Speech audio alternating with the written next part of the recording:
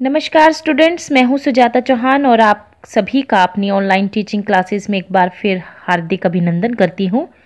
आज आप सभी के लिए एक पोएम लेके आई हूं जिसका टाइटल है ऑन हिज ब्लाइंडनेस और इसे लिखा है जॉन मिल्टन ने। This poem is a sonnet. ये पोएम एक सोनेट है और जैसे कि आप सभी जानते ही हैं, सोनेट 14 लाइन्स की एक पोएम को कहते हैं। इस पोएम में कवि मिल्टन अपनी आंखों की रोशनी चले जाने पर अपनी भावनाओं को व्यक्त करते हैं।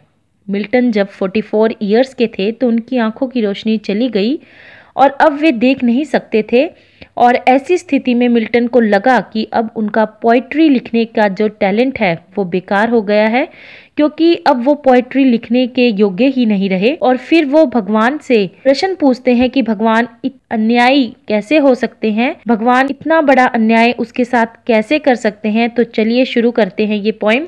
Let's start. When I consider how my light is spent, half my days in this dark world and wide, and that one talent which is death to hide, lost with me useless, though my soul more bent, to serve therewith my Maker and my present, my true account lest he returning child consider विचार करना।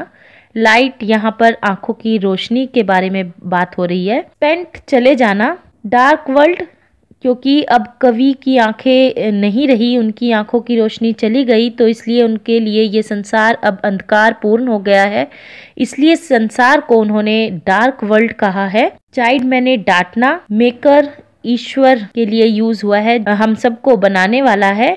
एर मैंने before पहले। First स्टैंजे में poet कहते हैं कि मेरी आंखों की रोशनी चली गई है, जबकि अभी तो मैंने इस अंधकारपूर्ण विशाल संसार में मैंने अपना आधा जीवन भी नहीं बिताया था, और मेरा कविता लिखने का जो टैलेंट था बेकार हो गया है। जो मुझ में एक गुण है वो अब बेकार हो गया है। अब मैं इस गुण का प्रयोग ना कर सकूंगा और इसे अपने अंदर दबाए रखना मेरे लिए मृत्यु से कम नहीं है। आगे पोएट कहते हैं कि सदा से यह इच्छा रही है कि मैं अपनी पोएट्री लिखने का जो गुण है वह ईश्वर की सेवा में उसका यूज कर सकूं, और मैं भगवान के दिए गए इस उपहार का पूरा प्रयोग करना चाहता हूं, पूरा ब्यौरा देना चाहता हूं, ताकि जब मैं ईश्वर के पास मरने के पश्चात लौटूं तब मुझे ईश्वर डांटे नहीं, मुझे ईश्वर से डांट नहीं पड़े। लास्ट लाइन्स में पोएट को डर है कि अब भगवान ईश्वर उसे डांटेंगे, क्योंकि उसने अपनी जो कला दी थी भगवान ने उसे पोएट्री लिखने का, उसका उपयोग नहीं किया। The second stanza of the poem is Doth God exact day labor light denied? I fondly ask, but patience to prevent. That murmur soon replies, God doth not need either man's work or his own gifts. Who best bear his mild yoke, they serve him best. His state is kingly, thousands at his bidding speed, and post over land and ocean without rest. They also serve who only stand and wait.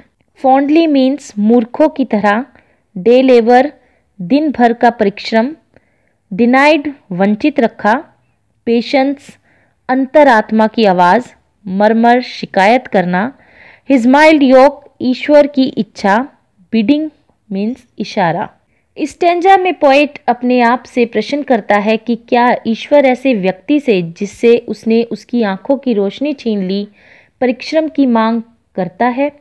और जैसे ही वह यह सब बड़बड़ा रहा होता है, उसके मन से एक आवाज़ आती है, उसकी अंतरात्मा उसे समझाती है और वह कहती है कि ईश्वर को ना तो मनुष्य के काम की ज़रूरत है और ना ही अपने द्वारा दिए गए उपहारों के बदले कोई चीज़।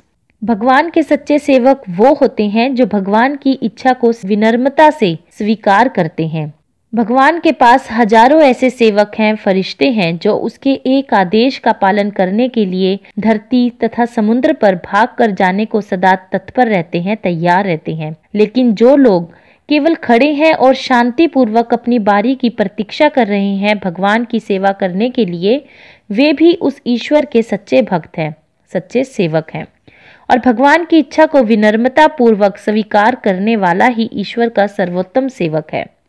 और यहीं पर ये पोएम समाप्त हो जाती है, हम सभी को ये मैसेज देते हुए कि भगवान अपनी द्वारा दी गई किसी भी चीज़ का कोई बदला नहीं मांगता, परमात्मा को सभी लोग प्यारे हैं। परमात्मा की सर्वोत्तम सेवा यही है कि हम चाहे अपने जीवन में किसी भी परिस्थिति में क्यों ना हो, हमें उस परिस्थिति को ईश्वर की इच्छा समझकर हंसकर तथा धैर्य से स्वीकार करना चाहिए। मनुष्य को अपने भाग्य पर बड़बड़ाना नहीं चाहिए, भाग्य को कोसना नहीं चाहिए, बल्कि भगवान की इच्छा समझकर धैर्य और विनम्रता के साथ उसे स्वीकार करना चाहिए। आप सभी का धन्यवाद।